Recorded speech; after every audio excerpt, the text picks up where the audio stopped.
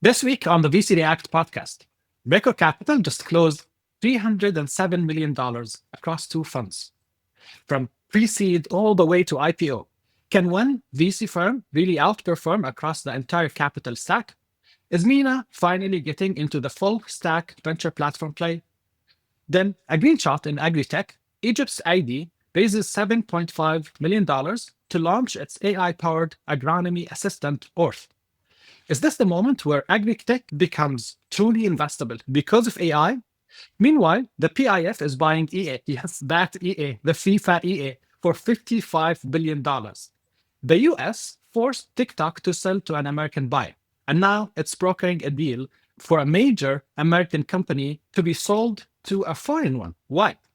And finally, Revolut CEO just moved from London to Dubai. The global fintech migration continues. Is this about growth or just taxes? 4 stories, 1 rapid fire conversation. Let's react. Hi, everyone, and welcome to a new episode of the VC React podcast. Every week, we bring you insights and reactions from top VCs, LPs, and angel investors reacting to the latest news on startups, funds, and investment rounds.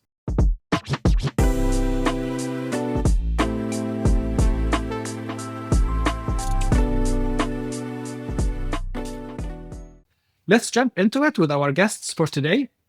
Atheer AlKhalifa, Opportunity Committee Member at OQAL Angel Investors Network. Hasan, Haider, Founder and Managing Partner at Plus VC. Shaheen, Managing Director at GB Ventures. And my co-host, Jamie Lane from FWDstart. In the video description, you can find more details on our guests, the LinkedIn profiles, and links to the company's websites. Our weekly news is brought to you by FWDstart, a twice weekly newsletter that breaks down what's happening in the MENA startup, VC, and tech space. This episode is brought to you by OCTA, the AI-powered finance automation platform built for modern businesses. Managing receivables is not one task. It's dozens of repetitive ones. Correcting invoice details, updating PO numbers, following up on payment status. It's operationally critical, but painfully manual. OCTA changes that. It helps you automate your financial operations, starting with accounts receivable, so you can focus on what you're actually good at, growing your business. From contract to cash, OCTA's AI agents handle everything: invoice creation, reminders, dispute resolution, payment tracking, reconciliation, even financing. You don't need to learn how to use OCTA. OCTA learns how you work. It adapts to your SOPs and existing workflows to get the job done. Finance teams at Careem, Lean Technologies, and Outgram rely on OCTA to reduce admin time, speed up collections, and unlock cash flow. If you've heard of them before, you know that they used to say 100 companies use OCTA. The number is now 500. They are moving fast. And that kind of growth only happens because the problem is real and the solution actually works. Automate the finance work that slows you down. See how at weareocta.com. Hi, Jamie. Hello, Ahmad. What's happening this week? Yeah, plenty to get through. Seeing as we were absent last week, so we've 2 weeks worth of stories to pack into one. So we've been able to be selective, and I think we've picked the best of the bunch. So first things first, Beco Capital, they have announced 2 new funds, collectively totaling $370 million. So quite the large new war chest. That includes $120 million for their 4th early stage fund, $250 million for a new growth stage fund that's going to be targeting companies from Series B to pre-IPO. So that brings a total A to about $820 million at the moment. I think the growth fund is interesting. It's going to be led by Amir Al-Ali. Average checks of around $20 million they've suggested. So they all cried out for the growth funding, who was going to plug this gap, and we're slowly but surely getting some answers to that effect. Obviously, we've 500's fund that was announced earlier this year as well. So slowly but surely. But yeah, look, Beco, extremely well established in the ecosystem. They've been around for quite some time, since inception in reality. Yeah, and this is a serious jump. The fund sizes were smaller, but now we're talking about 370 million at once for 2 funds, yes, but closed at once. And it's from pre-seed to IPO. Let's start with Hasan. Can one fund outperform across the whole capital stack? I think, look, there's different skill sets that you need at different parts of the ecosystem journey, right?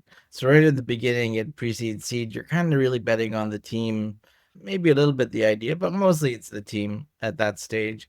So it takes a kind of a skill set to read people and understand whether the team in front of you can execute So it's a little different, and when you're going towards growth, it's more about, the numbers and, the structuring before the IPO and all of that boring stuff. That's why we don't do it, because I find it boring. And so, there's different skill sets. So it kind of makes sense to have it two separate funds. So that's really good. And the other thing to be aware of is it something that I'm always very cautious of is a bit of a bias, right? So say for instance you invested in a company at pre-seed, and then you did a follow-on at seed and a follow-on at series A, and then it comes to series B and D, but it's not a good company, but you keep giving them money because you really like the founders.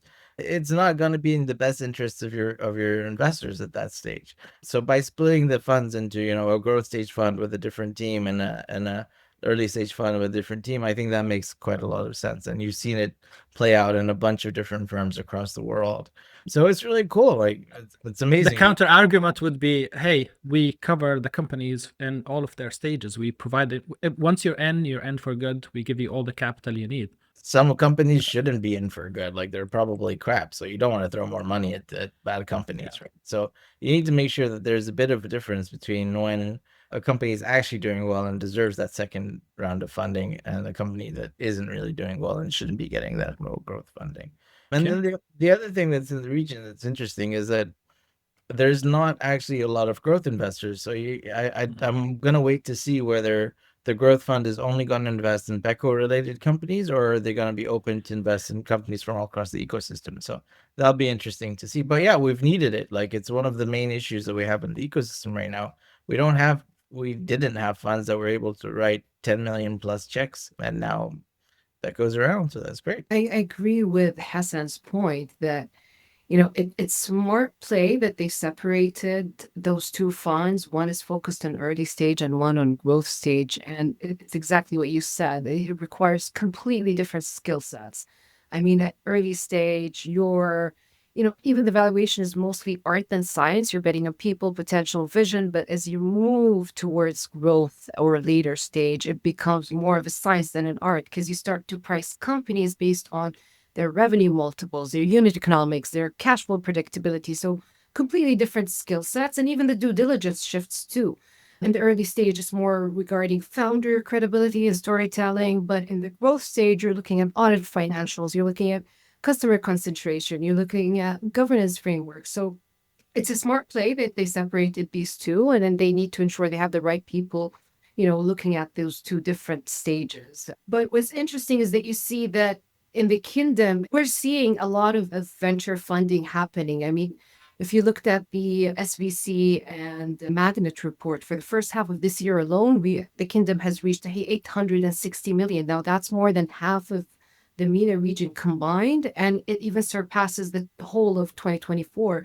So the capital is becoming more and more institutionalized, and that's a healthy sign. And for angel investors, this also means finally there's a bridge between the early bets that we make very early on and the meaningful exits later on. So for me, I feel like this isn't just a bigger fund, it's more of a smarter evolution of venture capital. It signals that our ecosystem is maturing and it's becoming more structured, more disciplined, and more data-driven. Nada, you're in corporate venture capital, Yeah. and you invest up to Series A, right? Yeah. How do you react to this?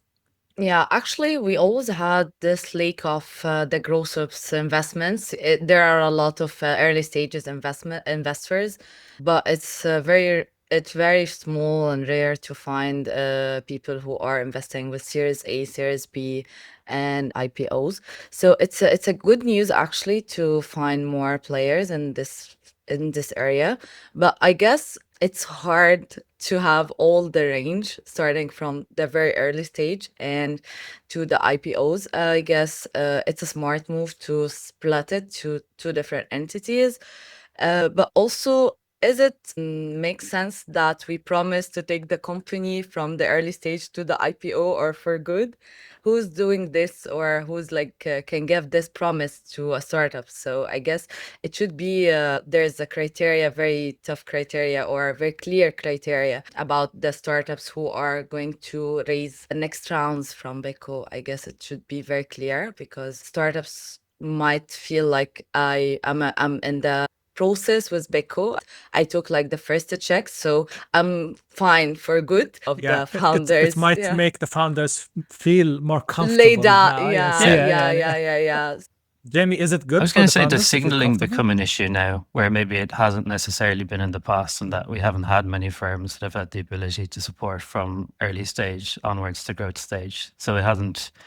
I think Beco Capital is maybe one of those few kind of brand names that we have in the ecosystem as well, that are maybe, you know, regarded as kind of arbiters of good quality companies. Does this become sort of a concern? Like, you know, if Beco isn't involved, does that sort of, you know, do something to tarnish? Like, I suppose, you know, it needs to become, maybe they need to be very clear or explicitly clear in terms of what they're not going to follow on in everyone, or what sort of the criteria is, or if it's going to be selective and it's not necessarily exclusively based on performance and that kind of thing. So I think it's relatively maybe uncharted territories regionally, or it's a bit different. I don't know whether you agree or not. It's not just Beco though, right? We've seen a couple of VCs launching growth stage. Impact 46, I think. EV, I think they launched a growth fund as well. So we're seeing a lot of VCs move into that space and focusing more on the growth and late stage as well. Yeah. So, Hasan, you're one of the OGs in VC in the MENA region, and you focus specifically on early stages, seed, pre-seed, and maybe up to Series A. And Beco is the same. They've been around for more than a decade now. They invested in big names so far. If you have these $370 million, where would you focus that money? Would you still focus on early stage innovation, or maybe start working on late stage consolidation? That's a very interesting question. Like, if I had the money, what would I do? It's nice to dream, you know, honestly. That's pretty great. Beco's done really good. The fundraising's been really good for them. I think that it's a high watermark. I don't think we've seen a lot of funds be able to raise in the region these kind of fund sizes. For me, honestly, like, I would stick to the early stages. I wouldn't raise 300 something plus, because I couldn't deploy that. You know, there's a thing that says your fund size is your fund strategy, and so as you raise bigger and bigger funds, you have to go to bigger and bigger stage. So for us, maybe we'd max out at a $250 million fund, and we'd still do what we're doing, just with larger checks. We'd still do pre-seed, seed, and then we'll do follow-ons at A, and then that's it. Like, the risks of being able to do things all the way through, I think, one, it doesn't, like, the ecosystem is still small and you want more people around the table, right? So one of the things that I find quite annoying is when there's a startup that is funded by one VC, and then there's another startup doing exactly the same thing funded by another VC, and a third one doing exactly the same thing funded by a third VC, and they're all just like, who's benefiting from that is basically Google and Meta, because they're spending they're getting all the money from the ads, Or right? the customers or clients. Like, competition is good, right? Competition is good for a lot of people, but like, not for VCs. Like, we shouldn't be wasting all the money that we have like fighting against each other, because there's gaps that can be filled with that money in other places that are better used. So that's one of the things that's really, I like collaboration in our ecosystem, because we're still too small for that sort of competition. And so that's something to be aware of, that if you have such a large fund, you kind of want to put all the money in, but then you don't have people around you that are also in that deal with you. So being a VC is a very lonely thing if you're the only VC in a deal when things go wrong. Like, you want to have someone to be like, oh my God, those guys are idiots. You don't have to talk about that with another VC fund. So that's the only risk that, like, I see if people raise funds that are too large, the amount of collaboration in the ecosystem might start to decline. And our ecosystem can't afford that. We're still so nascent that we need to continue to collaborate and work with each other as funds, rather than compete over deals, because that's the surest way for us all to lose out, I think. Actually, we decided to build our strategy on co-investments and having our own partners from the ecosystem, because we truly believe that we shouldn't do all the work alone, you know, and we should have our own community and partners and venture capitals, and we don't neglect that they are the experts here. As a corporate venture capital, at the end of the day, the corporate doesn't have the investment in the DNA. So we believe that we should have very strong relationships and partnerships with other VCs, the early stages mainly, so they can provide us with the portfolio or the pipeline, and also we can support their pipeline and portfolio with the resources and the company and the business opportunities and this kind of stuff. So I guess it's a very crucial point, having a cooperative mood more than competitive mood in the ecosystem.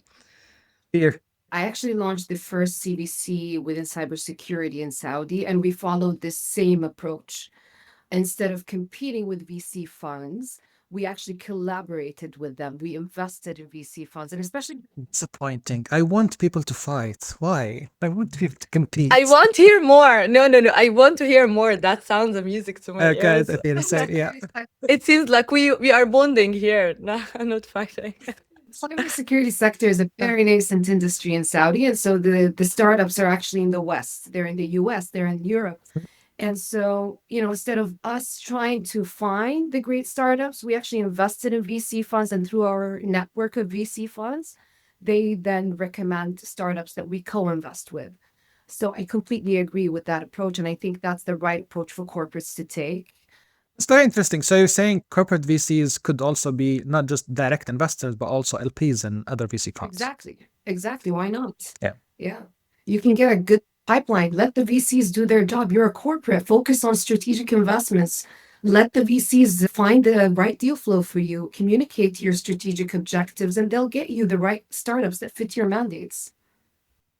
So I'm so Yeah. happy to hear that. That's exactly what we've been doing with a lot of corporates. Actually, with a lot of late stage investors as well. They invest in our fund, and we give them access to hundreds of deals that we've filtered and worked with. So it makes sense. There's even partnership models where a corporate can launch actually a fund with a single VC fund, and it's only a single LP, which is the corporate.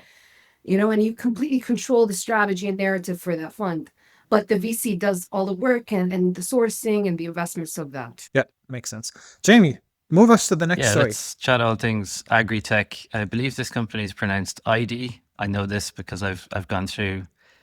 Yeah, Aydi, I had to go through a hands. couple of demo videos on their YouTube channel with about like 10 to 15 views in order to get I think the founder actually saying it to be certain of the pronunciation. So when I offered that up, I was aware of the correct pronunciation. I just wanted to put that out there. But I also played around with the platform. I don't know, Ahmad, did you have the chance to look at it at all? Yeah. I did not. No. I looked at the website. But but I despite the didn't fact play I with don't the have a platform, no. farm, obviously, but I took it very seriously when I did sign Oh, yeah. up. It felt sort of like a farm simulator. So it's quite intuitive. So the sort of AI agronomist assistant called Ort. So it was cool. So I have a farm back home in Ireland now where we grow cabbages. But in any case, sorry, I'm massively digressing. They've raised 7.5 million, which is a large seed round. You have an interesting mix of early stage investors and strategic sort of corporates in the agri space as well, which is obviously helpful from a distribution perspective, I'd imagine. So you've Co2, Neotex, a sort of AgriCorp in Egypt, Maghrabi Agriculture as well. Founded back in 2022. I wasn't aware of them, to be brutally honest, until they announced this particular round. Seems like they have a couple of different offerings. Like the sort of press release really leans in heavily to this Orth sort of push. From what I can see, they also have sort of a more sort of comprehensive suite, it seems, for just sort of farm management, sort of field intelligence generally as well. But it's an interesting one. AgriTech is one of those spaces where I think you get some sort of white elephant projects regionally. I think it's fair to say where, we went through a phase there where trying to grow things which shouldn't be grown in the desert. And some governments can maybe be accused of throwing, a small bit too much money behind that. But Aydi's a pretty interesting one. Usually, AgriTech is very tough. I know so many countries in the MENA region are focusing on agriculture, but we've very rarely hear about these companies. And just like you, Jamie, I never heard of them. And actually, I had to Google agronomy. I didn't know what that means. So why do you think now we're hearing about these companies? Is it the timing, the team, or the AI story behind the company? Why do you think there's an interest now from VCs to invest in AgriTech? AgriTech and food is something that will never die as an industry. Actually, it's the basic that we should invest more. Yeah, we used to hear that the investors judging the AgriTech as non-potential, and it's not like the other technologies like fintech or AI. But I guess AI added a lot to this industry as well and make it more, it give it like more potential to grow. And I guess maybe we became more aware of how important to invest and to help agri-tech startups to grow and to support them to work, to give them the opportunity to grow, not just judging them with the nature of the business. We've heard about this during my time at the MRI, where we started to find a push from governments worldwide when it comes to food security, water scarcity, especially in relation to population growth. And because I think governments worldwide are becoming more and more focused on food security, I think I heard somewhere that by 2050, food demand is expected to rise by 70%. And this is all fueled by climate change, water scarcity, population growth. And so it makes sense for these themes like agri-tech to become, I would say, a national priority, and maybe VC sees the opportunity in that. I found it very interesting when I looked at the SVC and Magnet report for this quarter. Sustainability actually ranked third most funded sector in Saudi Arabia. I mean, I found that interesting because just a few years ago, it wouldn't even be in top 5 or even top 10. So if that shows anything, it shows that, how investors are moving from maybe short-term consumer trends to longer cycles, more impact-driven industries that could become commercially scalable. And for me as an investor, I feel like from investors' lens, this is where it gets interesting, right? Because at this stage, valuation, due diligence are becoming highly technical. You're assessing basically traceability systems, feedstock stability, and even carbon credit certification. So the narrative of, doing good is being replaced by a conversation regarding unit economics and infrastructure viability. And it's completely aligned with Vision 2030's national priorities. They're not just government agendas anymore. They're becoming more of investable themes and for institutional investors. And we saw this in the West, over the last couple of years, where, impact investing was becoming more of a theme because ESG meets returns. And we're finally seeing that maybe trickle down into this region. I don't know. But for angel investors, I would say it's an opportunity to maybe back businesses that are both mission-driven and financially sound. Yeah, I've done a few ag tech investments at seed, and honestly, they haven't worked out.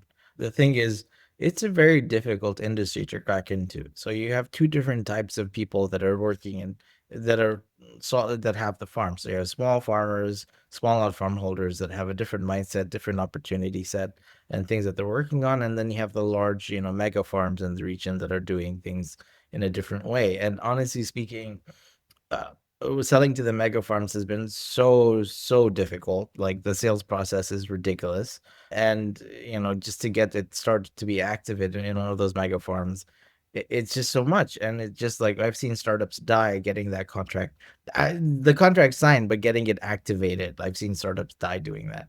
And then on the small lot farm holders, they have a whole different set of issues. Like they're just trying to survive, and you go in there and you try to sell them something additional. Unless it's something that'll directly increase their yield or their sale price or something like that, they're not going to be interested. And so you need to figure out different kind of business models when it comes to those sort of small lot farm holders. We've invested in a company actually that is doing relatively well called Shuna in Egypt, and they're working with small lot farm holders, helping them with technology to make sure that their yields are better, their purchase prices are better than what they would get from traditional middlemen and things like that. But though it's one out of like hundreds that we've seen, and it's super difficult to get that customer and scale that business. So AgTech is great and I love it and I want to do more investments, but honestly, like it's really difficult to figure out. And so Hasan, they're saying it's AI agronomy assistant, it's and they both. say it's a So field like operating system.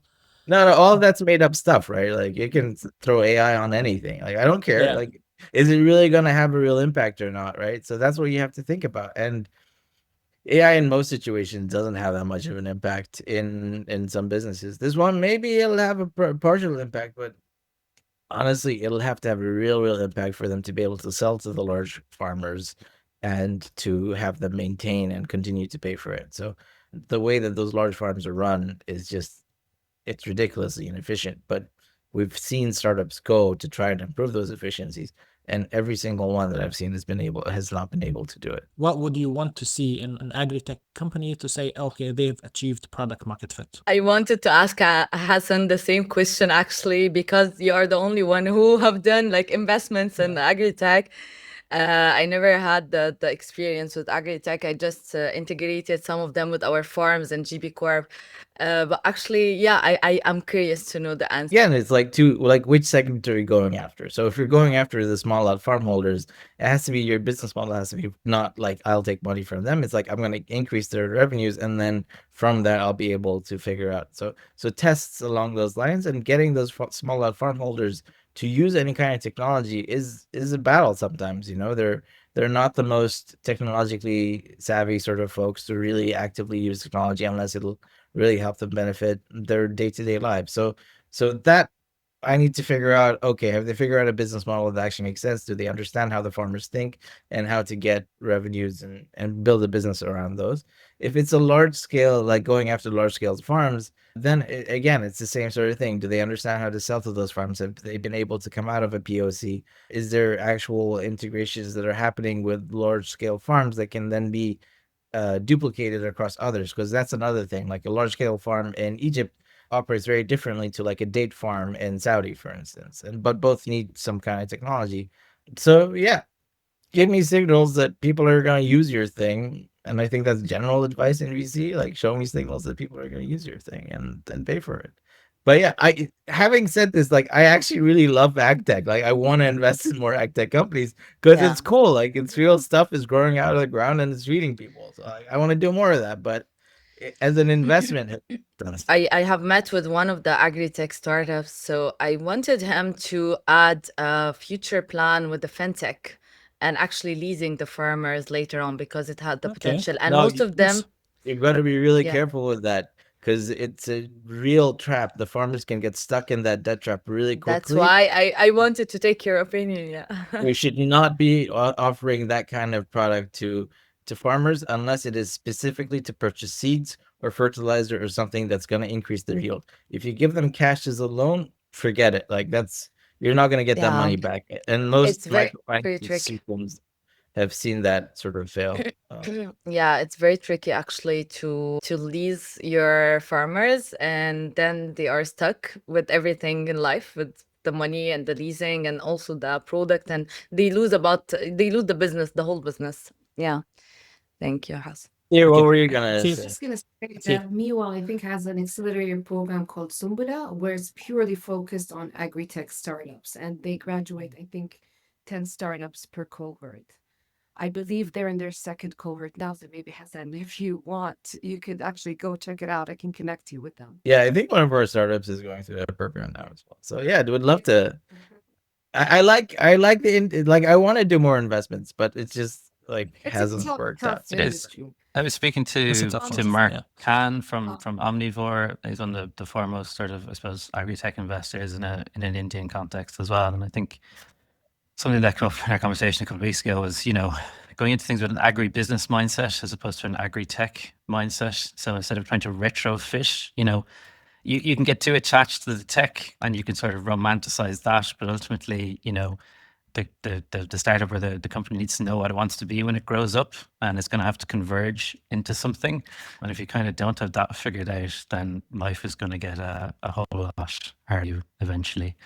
But Aydi is interesting because it's a global outlook as well. I don't think that's something we mentioned, that it's not exclusively regionally focused. I mean, they're really looking everywhere. I think it's 20 different countries that they have users. So it's not a pure Gulf play. I heard or read somewhere that Saudi wants to plant 10 billion trees in the region over the next, 10 years. And I'm sure technology will be used for that. It's not an easy job. And AI will be used to identify the locations where these plants or these trees would survive more than other areas. I have a controversial question for Hassan. Do you think that AgriTech should be under the impactful investments, not like the high-paced and financial investments? I think every investment should be an ROI based investment, even if there's impact. So, like, I don't think you can be like, oh, we're gonna accept that we're gonna lose money on this deal because it's an impact investment. Like, you shouldn't do that. You should find deals that have impact and return, and those together are happening now quite often. So, I think Atheer mentioned it. It's a combination, not just it's not this or that. It's like, hey, this is a great Yeah. investment. Oh, by the way, it has a great impact as well. To be financially sustainable, and it has to provide return. 100%. Yeah. I was just going to say that when it comes to planting trees and using different technologies to plant trees, I've come across a lot of Korean startups within AgriTech. And what's interesting is actually their technologies, while they work very well in their region or their Western regions, they actually don't work in our region because of the weather. The weather element is a huge element when it comes to these types of technologies. They tend not to work in hot, very hot climates. So that's an important thing to keep into consideration. Jamie, 2 more stories to go. This one is a juicy one. Yes, Tell me more. Electronic Arts is being taken private by a consortium, including the Public Investment Fund in Saudi. You also have Silver Lake involved, and then Jared Kushner's Infinity Partners seems to pop up all the time in deals of this nature. But $55 billion PIF are going to be the largest equity contributor in the deal, so they're coughing up 36 billion as part of the financing package. Interesting one, like the deal values, I think it's roughly 29 times EBITDA, which is far higher than the multiples you'd usually expect for kind of pure gaming and esports companies. So it seems like a high premium. They've obviously taken stakes previously in Niantic, the creator of Pokemon Go, and Nintendo as well. I don't think those have turned out amazing necessarily. So maybe it's third time lucky with EA. Time is a charm. But my question is, before I get into the juicy part, what's in it for PIF? What's the measure of success here? Is it the economic returns? Is it national branding, tech transfer, or influence? All of the above. I think, dude, it's EA. I grew up playing EA games, right? EA games is in the sport. Like, it's in my head. So, Sims and FIFA and all of these. Yeah. dude, like, EA is EA. So it's pretty awesome that, like, now it's kind of part owned in the region, because honestly, we were on Majority owned. Yeah, so the majority, like, the thing is, like, we're one of the youngest populations in the world. Most of us grown up playing video games of one sort or another. We've been huge consumers of it, so why shouldn't we own part of that production that's happening? So yeah, it's awesome. I would, if that was an opportunity, I'd probably do it as well. But You will let go the seed stage focus?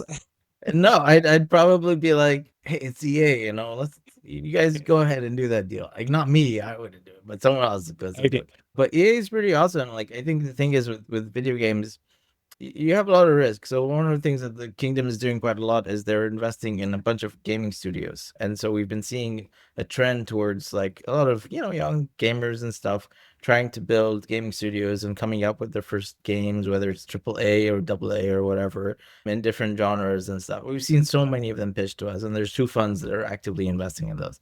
Gaming studios honestly suck as an investment. Like, I wouldn't do it. It's, like, not a great sort of investment, because it takes 2 years for you to even see the game released, and when the game get released, you don't know if it's going to be successful or not. There's no clue. Like, you have no idea whether gamers will like a game or not. Sony spent $400 million on Concord, and no one played that game, and it shut it down after 2 weeks. So you can't, like, there's no real prediction. It's worse than VC when you're investing in a gaming company. But by investing in EA, it helps support some of that development that's going on, because EA has a massive distribution network. So if there is a game that's kind of half okay, there's people that are playing it, there could be ways to tap into that. Same thing with the Nintendo acquisition, same thing with Scopely, same thing with a bunch of things that they've done, even Niantic. So I think that the whole ecosystem is really interesting. By acquiring the later stage stuff, you can probably give a leg up to the really early things that are getting started in the ecosystem right now. But again, like, investing in a gaming studio at the early stage is, like, the worst thing to do. So I wouldn't do that. Good stuff. Atheer, what do you think? I was gonna say I actually love this news because I grew up playing The Sims and Civilization. So for me, I actually was so happy to see that because it kind of represents like it's surreal to think that a company behind such iconic games and part of my at least my childhood is now kind of a part of Saudi's portfolio. I just I enjoy that. But sentiment aside, I think what's strategically maybe brilliant about this move is that it's not just about diversification, it's more about positioning, branding, cultural ownership. I mean, gaming is a large industry. I think it's bigger than film and music combined. It's around $230 billion. So it's one of the most influential mediums for storytelling and culture. And so for PIF to own IP like FIFA, Sim, Civilization, Saudi is moving from being just a capital provider to a creator and curator of digital experiences. And this is actually one of Savvy Games' strategic priorities under Vision 2030. They have a mandate to make Saudi one of the top 3 gaming hubs worldwide. And this acquisition actually fits perfectly with that ambition. It's not just about the returns. It's about the presence, the influence, the soft power. So yes, it's a major financial transaction, but more importantly, it's a statement that the kingdom isn't just investing in other people's stories anymore. It's starting to write its own. Okay, now let me ask about the elephant in the room. Just a few days ago, the US forced TikTok to sell to an American buyer, and now they're brokering this deal. I'm just wondering why the US forced TikTok to sell, and now they're brokering this deal to be sold to Saudi. But just on Any TikTok ideas? as well. Jump in. That's good. 15% of that is Yeah. going to be owned by MGX in the UAE. So it's also, yeah, okay. yeah. So it's I did selective. not know that. But honestly speaking, I'm not a politician, so I don't know why politicians make decisions. That's not my I tried to think about that, but I have no clue. I've realized very early on in my career that politics and being a VC don't mix, and so I stay far away from understanding anything that they think about. But yeah, who knows? But the MENA region actually is benefiting quite a lot from what's happening in the US. We're seen as close allies to the US. That's been in our benefit when it comes to everything related to AI that's happening on the ground in the region as well. I think globally we're probably best positioned, the best positioned ecosystem outside of the US when it comes to the next generation of technology. And I think that's a great political relationship that most of the countries in the region have with the US administration right now. So it's great. We're benefiting more than anyone else, which is awesome. Jamie, move us to the last story. And I have to ask, Binance, Robinhood, Stripe, they're all moving here. And now Revolut, even the CEO is moving to Dubai. What's happening Nick here? doesn't want to pay tax, I think, is Okay, so it's all I about think it's a large taxes? part. Yeah, I mean, he owns 18% of Revolut. Okay. I think it's not the only reason, I don't think, but I also think it is a sizable reason. I think consider the current sort of political climate in the UK at the moment as well is probably an important consideration as it pertains to high earners there and the high taxes that they face and the perceived little that the government is doing to support probably high growth startups doing particularly well on the global stage. But yeah, I mean, I think this was relatively common knowledge as well. I mean, I know the Financial Times just reported this, but I feel like I've known this for a while that he's relocated here. So I think it came out as part of his family office records that it was disclosed. But look, we're all aware of the fact that Revolut is massively sort of ramping up its operations recently. I mean, Ambreen Musa, who's leading the Dubai and the UAE office. But I don't know. I think you can maybe read too much into this one, in my opinion. I think it's a kind tax climate, which helps when you own 18% of a company worth, what, 80 billion? Are they moving the No. headquarters of the company? They just opened a brand new office in Canary Canary Wharf. He'll spend 6 months of the year, I'm sure, in Dubai. 181 days. 183 days, sorry. Yeah. 1 day extra, yeah. So no, I think look, it's because the MENA region has become a place to attract a lot of the global wealth that's out there because we have a great taxation initiative both for companies and for individuals, and it's a nice place to live. It is super comfortable, And Jamie is living here now as well. So Jamie's probably like you. I shot enjoy Nick it a here, message and I guess. said, "Come," and he went, lo and behold, yeah. Yeah, that was it. Yeah. Jamie was the reason. And like I think it's a great market. Thank you, So Jamie. when you're looking at the global atmosphere, you're like the MENA region is probably, despite the fact there's one or two wars taking place, still one of the safest places to be and the most stable and comfortable to be in, and is growing. Like when you're looking for growth or opportunity, it's here. It's not in really any other market that you're looking at globally. So it makes sense to be here, except during the summer. Well, I can't agree more, honestly, because I moved back from the US to the MENA region last year. I lived there for 10 years and I saw the MENA region as one of the top emerging markets in the world. And it's a huge opportunity for everyone. So yeah, I moved back. Atheer, what do you think? I think it's not only about the tax. I think it's also about the capital, right? Like fintech Yeah. is still the number one most funded sector in MENA and accounts around 40% of total VC funding in just this year alone. And we've seen the focus on fintechs. In 2020, we only had around 30 companies in fintechs, and today there are over 200. So I think it's not only just about the tax, it's about the capital as well. It's about the focus and the population, right? Because the population is over 95% digitized and penetrating the internet as well, unlike Western or other countries. So it's interesting here that the region has, I would say the region has entered a new phase. It's less about hype and more about health. Investors are no longer valuing fintechs purely on user growth. They're looking at profitability per geography. They're looking at customer payback. They're looking at compliance maturity. And the due diligence also mirrors what you would see in a financial institution in terms of anti-money laundering frameworks, data residency, and governance. So there's a clear geographic, I think it's just logical. Dubai has in recent years has become like the innovation and HQ hub, and Riyadh has become like the scaling capital center.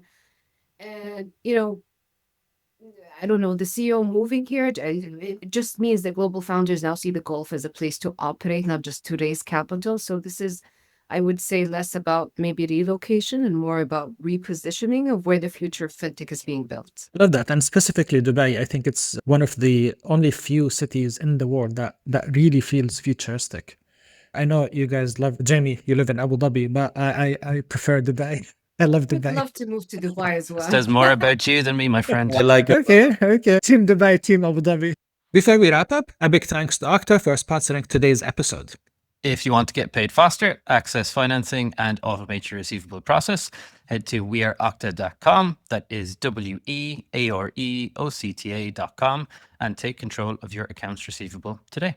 Well, with that, thank you so much, Atheer, Nada, and Hasan, for joining us this week. We had a really lovely conversation and would love to see you again soon. Thank Thanks, you so guys. much.